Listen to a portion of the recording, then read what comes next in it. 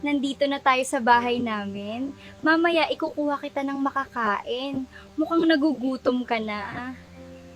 Ano kaya pwede ko ipangalan sa'yo?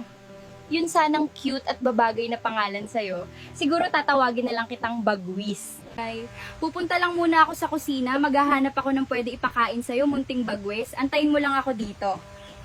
Wow, sakto. May ulam dito. Mukhang masasarapan ito sa pagkain yung alaga kung si Bagwis ang bango ng adobong manok. Ayan, munting Bagwis, magpakabusog ka. Mukhang gustong-gusto mo yung adobong manok eh. Dahan-dahan lang sa pagkain. Pagkatapos mong kumain, ilalagay muna kita dun sa kwarto ko, munting Bagwis, para hindi ka makita nin tatay. Dito ka lang muna ha, munting Bagwis, mukhang paparating na si tatay. Huwag ka magkalat dito sa kwarto.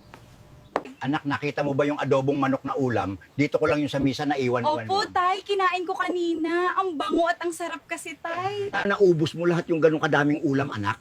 Pasensya ka na, tay. Medyo grabe yung gutom ko kanina. Napadami yung kain ko.